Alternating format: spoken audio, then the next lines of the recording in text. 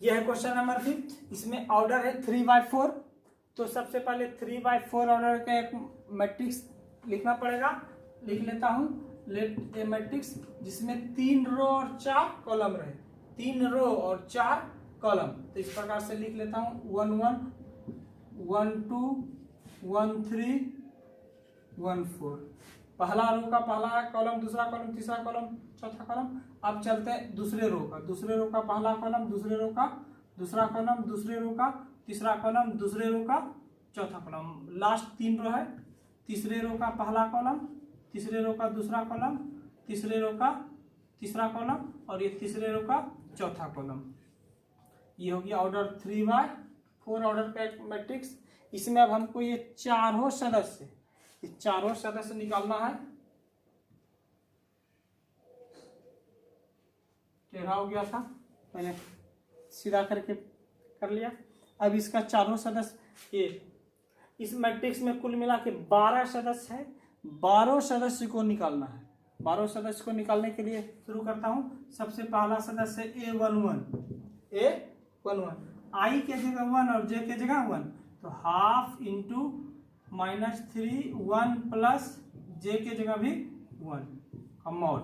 तो ये हो गया हाफ इंटू -3 प्लस 1 -2 का मॉड। अब मॉड का मान हम लोग जानते हैं। मॉड का वैल्यू नेगेटिव को क्या कर देता है? पॉजिटिव। कोई भी नेगेटिव मान रहे उसको मॉडुलस पॉजिटिव कर देता है। हाफ इंटू 2 2 कट के हो गया 1।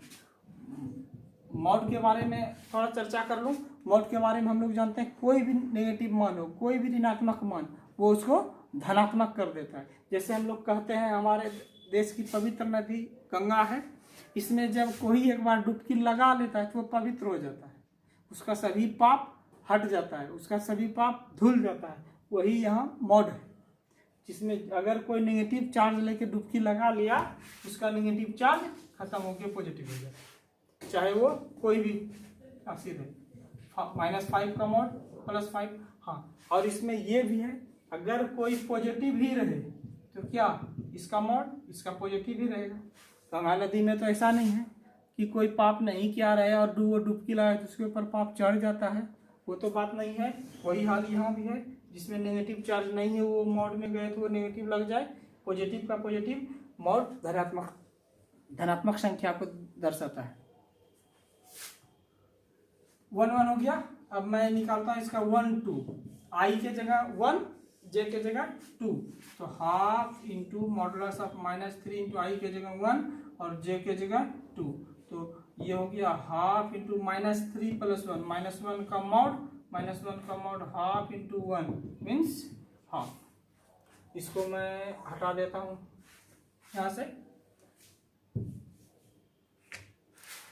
उसके बाद तीसरा सदस्य पहला रो का तीसरा कॉलम, पहला रो का तीसरा कॉलम, पहला रो के तीसरे आई के जगह हाफ, आई के जगह 1 -3 इंटू 1 और जे के जगह 3, -3 प्लस 3 0, हाफ इंटू 0 मीन्स 0। फिर पहला रो का चौथा कॉलम, पहला रो का चौथा कॉलम हम लोग निकाल रहे हैं।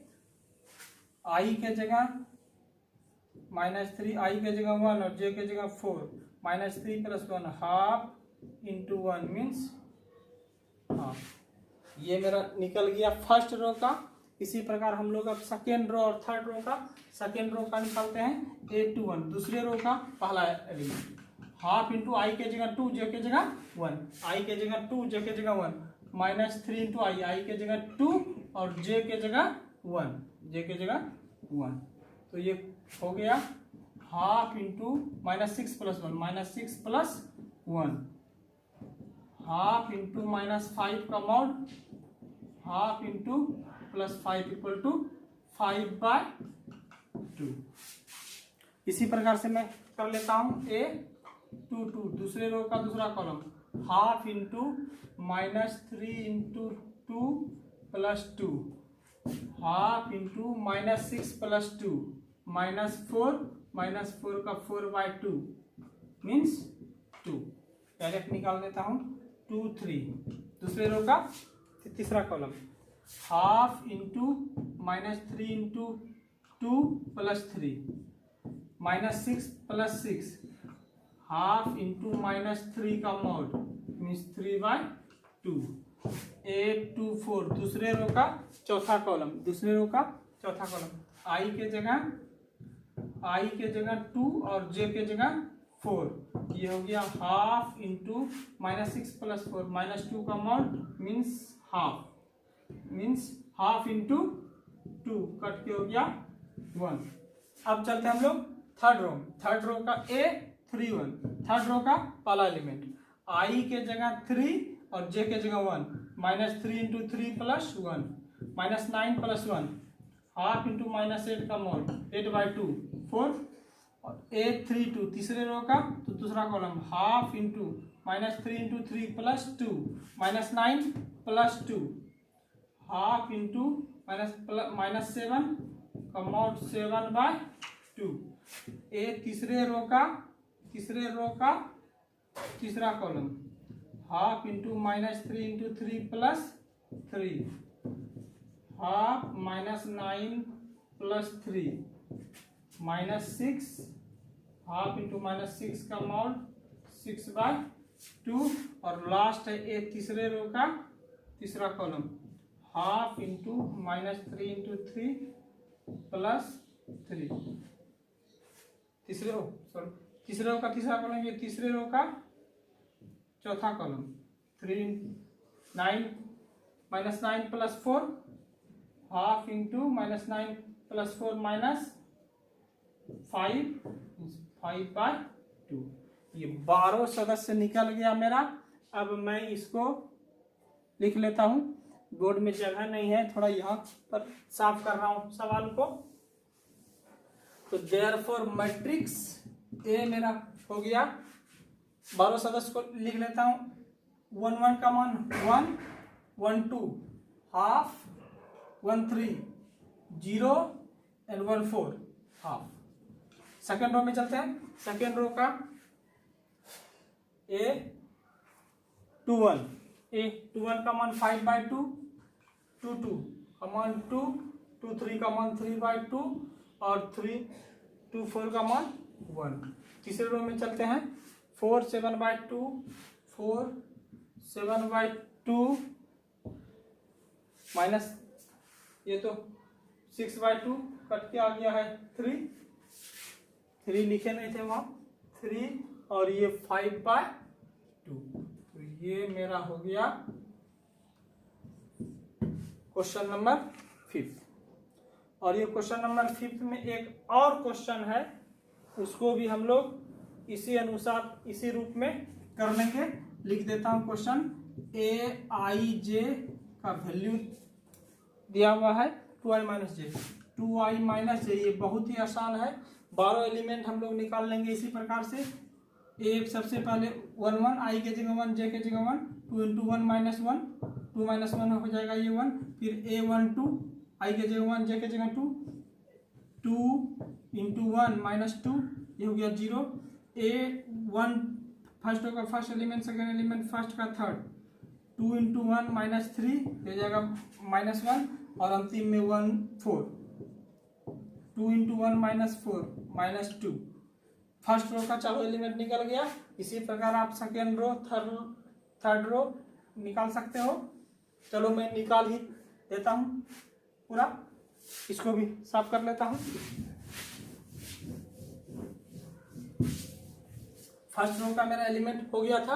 अब मैं सेकेंड रो पे चलता हूँ। 2 1 आई के जगह 1 सॉरी आई के जगह 2 जे के जगह 1 2 इंटू 2 -1 4 -1 3 2 2 2 इंटू 2 -2 ये हो गया 2 2 3 2 इंटू 2 -3 1 और 2 4 सेकेंड रो का चौथा है 2 इंटू 2 -4 0।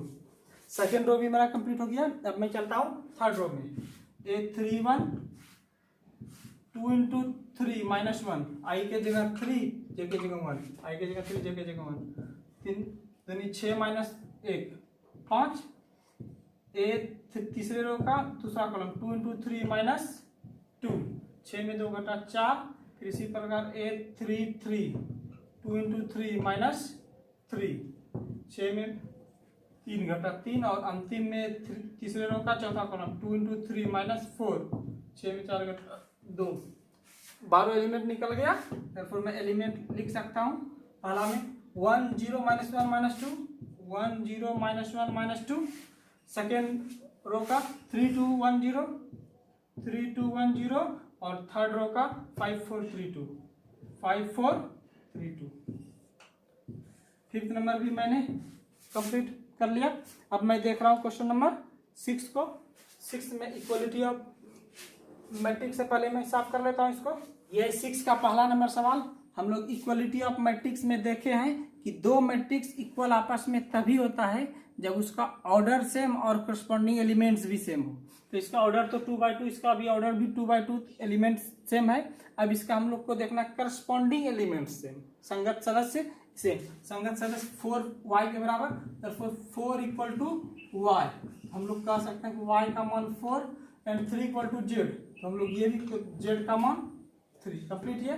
और x इक्वल टू 1 और 5 के इक्वल है, ये है x और z का मान कंप्लीट। इसी प्रकार 6 का हम लोग सेकेंड नंबर देख लेते हैं। 6 का सेकेंड क्वेश्चन है x plus Y 2, x plus Y 2, 5 plus Z X Y, 5 plus Z और एक्स वाई इक्वल है मैट्रिक्स 6 2 5 8 के, 6 2 5 8 के। दोनों का ऑर्डर 2/2 है, ऑर्डर तो 2/2 है और करस्पॉन्डिंग एलिमेंट्स को हमको इक्वल करना है। तो पहला एलिमेंट्स x प्लस वाई इसके इक्वल हो गया 6 के इक्वल, ये इक्वेशन फर्स्ट हो गया। 2 तो 2 के इक्वल है ही, और 5 plus Z, 5 plus Z equal हो गया 5 के। हम लोग इससे जेड निकाल सकते हैं, that imply Z equal to 5 minus 5, Z का मान तो 0 हो गया। And X Y, X into Y, X Y equal to 8। तो इससे हम लोग किसी का मान निकाले, suppose Y equal to 8/x from first में अब वाई का मान हम लोग पुट करते हैं फ्रॉम फर्स्ट क्या था, x plus Y equal to 6, तो y का मान मेरा निकल गया x plus 8/x equal to 6। LCM में इसका ले लेता हूँ x square plus 8 equal to 6, x square plus 8 equal to 6 8 और 6x, x स्क्वायर सबको एक साइड कर लेता हूँ, minus 6x plus 8 equal to 0। अब इसका फैक्टर तोड़ लेते हैं, ऊपर लिख रहा हूँ फैक्टर, ये हो गया फैक्टर इसका x square minus 4x minus 2x, 4 और 2 माइनस 4 माइनस 2 माइनस 6, एंड इसको मल्टीप्लाई करेंगे तो 8 भी हो जाएगा। फैक्टर टूट गया ये। अब मैं इससे x कॉमन कर लेता हूँ, x माइनस 4 माइनस 2 कॉमन कर लेता हूँ, x minus 4 equal to 0, that implies x minus 4, x minus 2 equal to 0, therefore x का मान 2 एंड 4 कंप्लीट। तो x का मान निकल गया, therefore y, if x equal to 2, therefore y का वैल्यू मेरा है 8/x मीन्स 8/2 निकल गया 4, और if x equal to 4, therefore y equal to 8/4। सबका मान मेरा कंप्लीट निकल गया। ये 6 नंबर भी हो गया, और 7 नंबर भी सेम इसी प्रकार से है। 7 नंबर भी मैं देख लेता हूँ, पहले इसको साफ कर लेता हूँ। 7 नंबर का क्वेश्चन रहा ये भी ऑर्डर 2/2 का है, दोनों इक्वलिटी करना है एलिमेंट्स को। पहला elements therefore a minus B, ये इक्वल हो गया -1 के। हम लोग चाहे इसको equation first and A B वाला पोर्शन, और ये सेकेंड रो का first column 2a minus B equal to 0। हम लोग इसको सोल्व कर लेते हैं। ये इक्वेशन सेकेंड, या तो बी का मान कर दें या सब्ट्रैक्ट कर देते हैं हम लोग इसको।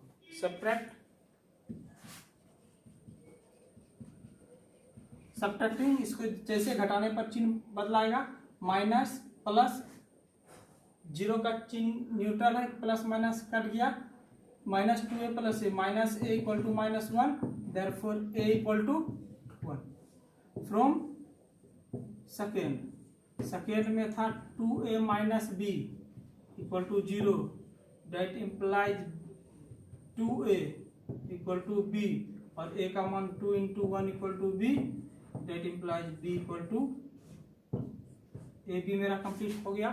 अब मैं चल रहा हूँ नेक्स्ट, पहले रो का दूसरा column, 2a plus C equal to 2a plus C equal to 5, और a का मान मेरा निकल चुका है 1, 2 into 1 plus C equal to 5, that implies C equal to 5 minus 2 equal to 3।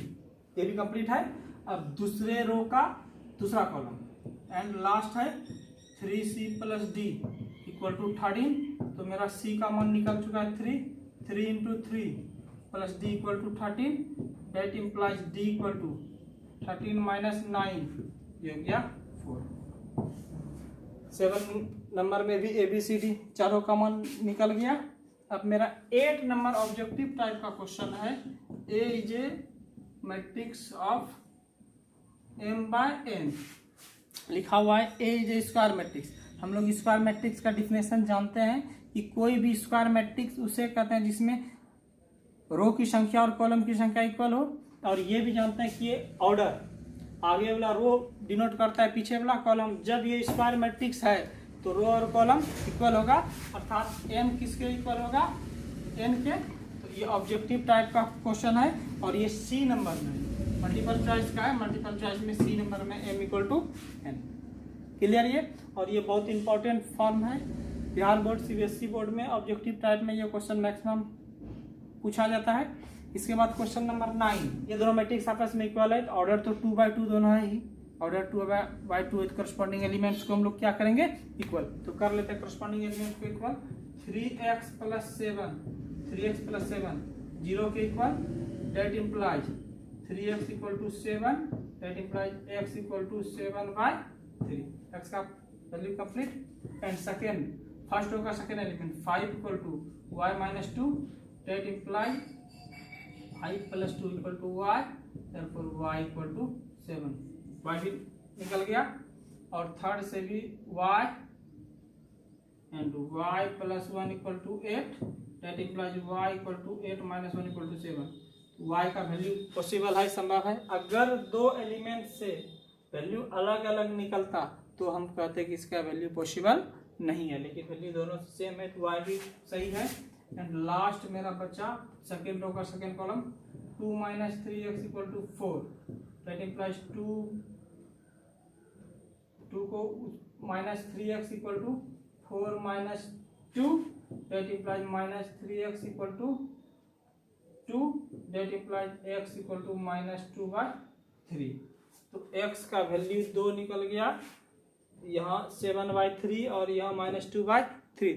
इसका मतलब है वैल्यू x का पॉसिबल नहीं है। अलग अलग कंडीशन में वैल्यू सेम निकलना चाहिए। इन दोनों के कारण x का मान यहाँ 2/3 है, जैसे यहाँ y का मान 7 निकला था, यहाँ y के लिए संभव था, x के लिए वैल्यू अलग अलग निकल गया अलग अलग कंडीशन में, तो इसका वैल्यू पॉसिबल नहीं है। इसका क्वेश्चन नंबर आंसर बी हो जाएगा, value not possible to find, not possible to find, निकलना इसका संभव नहीं है। अब एक क्वेश्चन बचा है, क्वेश्चन नंबर 10, इसको भी कर लेता हूं। ऑर्डर है 3/3 और दिया हुआ सदस्य है 1, ये क्वेश्चन नंबर 10। इसमें पूछ रहा है, हम लोग को पूछ रहा है the number of the possible matrices. Possible matrices तो हम लोग फॉर्मूला देखते हैं, नंबर ऑफ पॉसिबल मैट्रिसेस का, नंबर ऑफ पॉसिबल मैट्रिसेस का फॉर्मूला होता है number of given element to the power number of total element. तो नंबर ऑफ गिवन एलिमेंट्स मेरा 2 ठो दिया है और टोटल एलिमेंट 3/3 ऑर्डर का 3 दिया, 2 पर पावर 9, इसका आंसर 512 कर लेंगे इसको। तो इसका क्वेश्चन नंबर हो गया आंसर डी। इसको इस फॉर्म को याद रखना है, संभव अवयवों की संख्या इक्वल टू दिए गए सदस्यों की संख्या पर पावर कुल सदस्यों की संख्या। कंप्लीट। तो ये मेरा आज क्वेश्चन, ये चैप्टर हम लोग का 3.1 कंप्लीट हुआ। हम अगला चैप्टर देखेंगे अगले वीडियो में, तो आप इसी प्रकार मेरे साथ बने रहें। बहुत बहुत धन्यवाद। हमारे चैनल को लाइक करें, सब्सक्राइब करें अगर पसंद आए तो। Thank you.